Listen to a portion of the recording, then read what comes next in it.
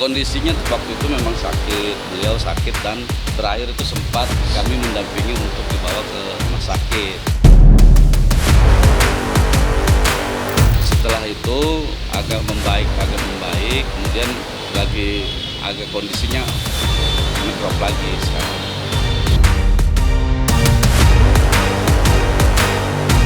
Baik-baik aja, sangat baik sekali, tapi lebih ke sering kambuh sakit giginya aja yang dia kasih tahu.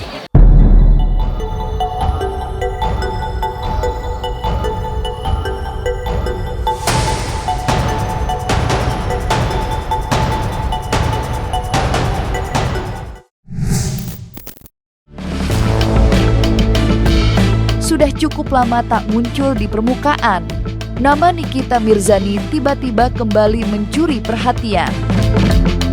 Namun kali ini bukan karena kontroversi, melainkan kabar kurang menyenangkan soal kondisi kesehatannya selama menjalani masa hukuman di Rutan Pondok Bambu, Jakarta Timur. Di balik dinding penjara, Niki dikabarkan tengah berjuang dengan beberapa keluhan fisik.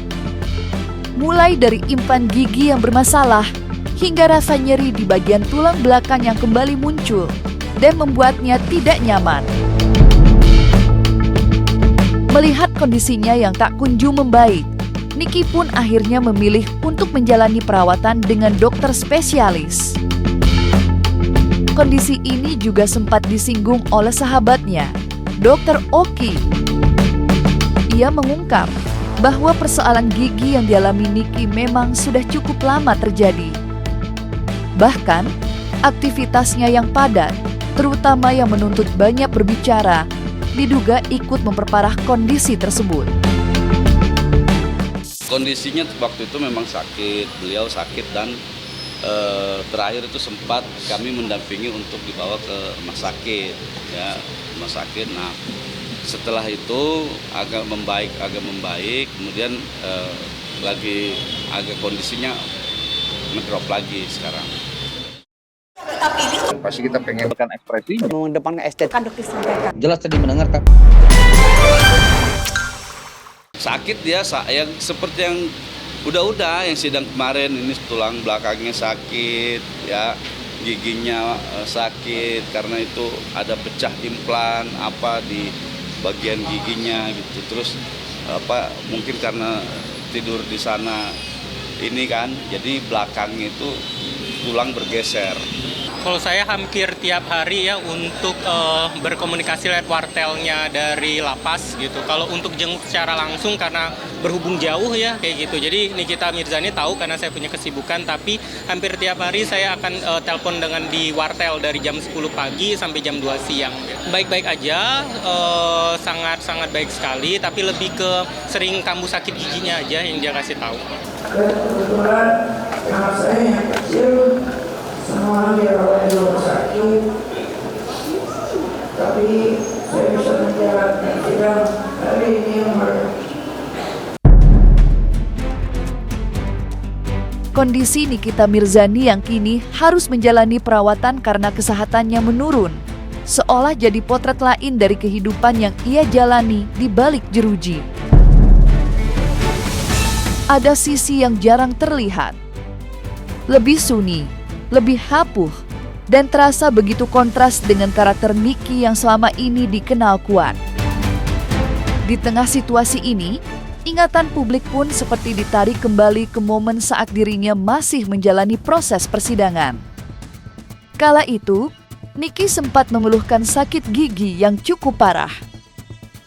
Bahkan, majelis hakim sempat memberi kesempatan untuk menjalani pengobatan terlebih dahulu. Namun di luar dugaan, ibu dari Laura Meizani itu justru memilih untuk tetap melanjutkan sidang. Dengan menahan rasa sakit, ia seakan tak ingin proses hukum yang dihadapinya terhambat sedikit pun. Yang mulia, saya masih mau sidang, yang mulia. Saya nggak mau ditunda, saya bisa rawat besok. Kan besok masih Jumat. Jadi seperti saya sampaikan tadi ya, kita masih sudah koordinasi bahwa untuk besok itu jaksa tidak bisa ya, jadi hari ini. Aku mau besok.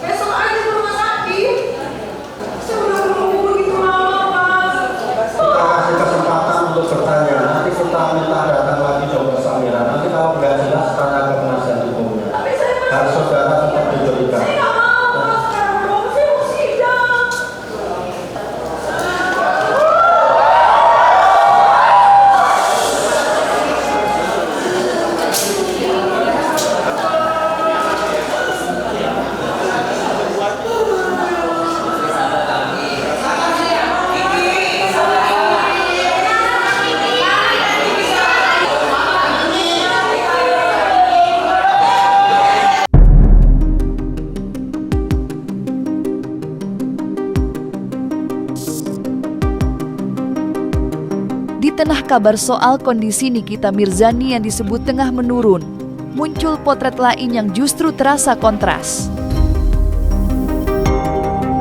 Bukan tanpa alasan, selama menjalani masa tahanan di rutan Pondok Bambu, Niki justru dikenal cukup disiplin menjaga rutinitasnya. Ia disebut rutin berolahraga, seakan tak mau kehilangan ritme hidup sehat meski berada dalam keterbatasan. Tak berhenti di situ, setiap ada kegiatan yang digelar, Niki juga kerap terlihat aktif ambil bagian. Mulai dari aktivitas keterampilan hingga kegiatan produktif lain, semua dijalaninya dengan antusias, sesuatu yang memang sudah lekat dengan karakternya sejak dulu.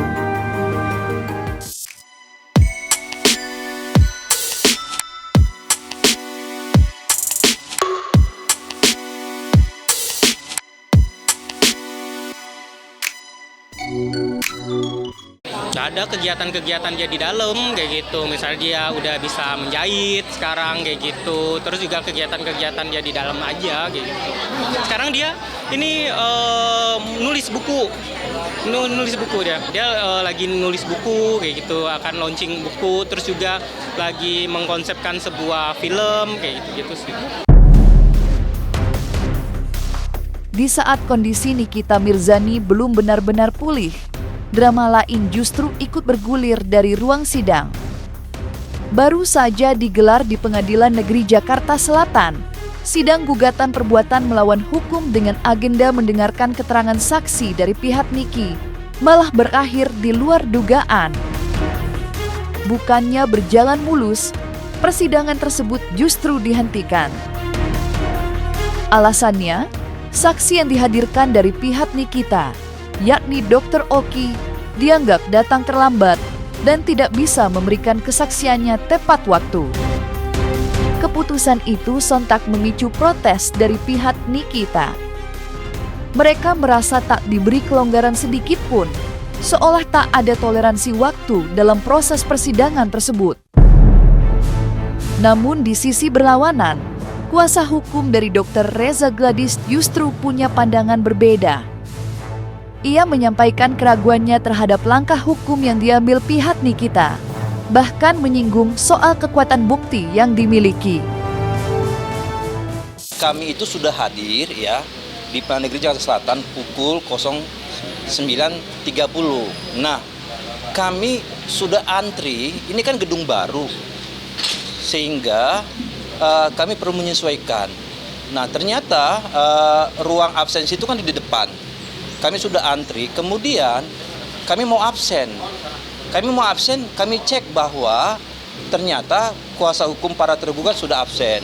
Nah, berhubung saksi kami yang kami mau hadirkan dalam perjalanan, ya, kami sampaikan ke petugas, kami perlu absen apa tidak? Kami kaget, media-media menyampaikan bahwa sidangnya sudah selesai. Loh, ini kan gak fair. Gimana? Kita ini kan mau memperjuangkan rasa keadilan, tapi dalam memberikan toleransi waktu, kenapa ini majelis ini tidak memberikan rasa keadilan itu? Telat sebenarnya, saya tadi datangnya jam 10.15 ya, dikarenakan juga yang saya tahu di PN Jakarta Selatan kayak gitu. Di Ampera gitu. Terus tiba-tiba rupanya di sini, ya udah langsung sini kayak gitu. Ketika dikasih tahu, ketika saya mau dijadikan saksi, saya hadir, saya bilang bisa aja.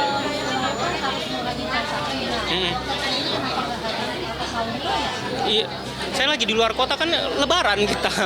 Penggugat atas nama Nikita Mirzani dan penggugat 2 Ismail Marzuki, agenda terakhir untuk menghadirkan saksi. Ya, tapi faktanya kami melihat, ya, sama-sama kita lihat bahwa penggugat ya, pada saat sidang sebelumnya, bahkan untuk sidang hari ini terakhir ya, untuk penggugat menghadirkan saksinya juga tidak mengindahkan ya, untuk menghadirkan saksi.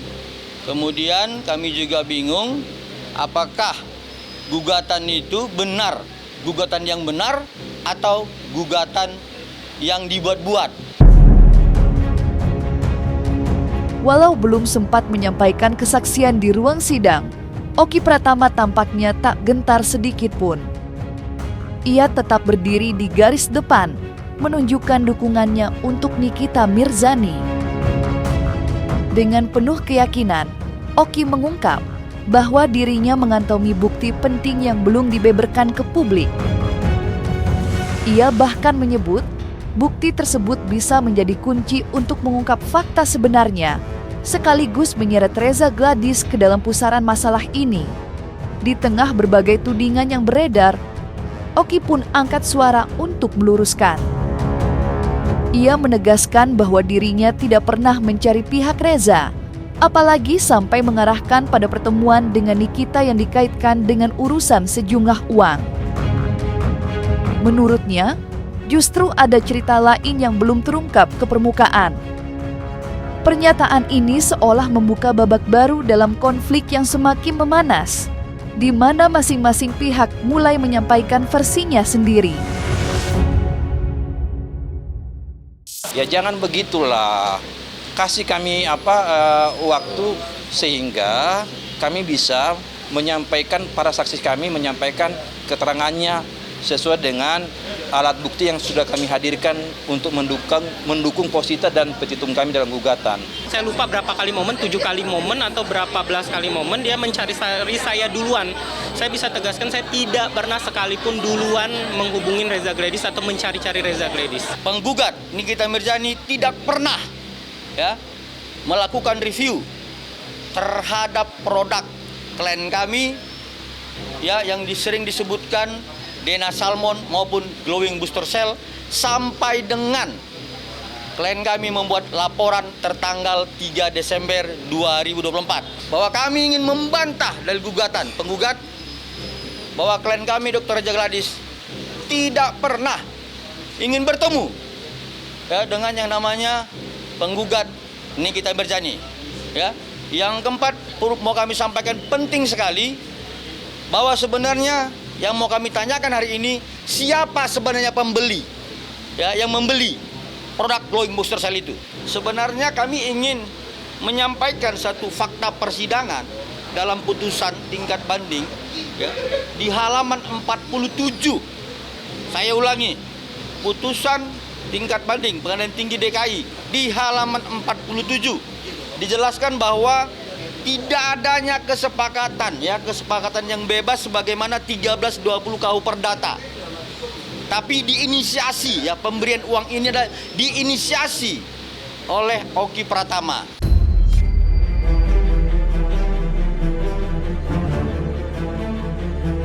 Nah, selesai sudah Cumi Lovers. Jangan lupa untuk like, subscribe, dan juga share channel YouTube Cumi Cumi.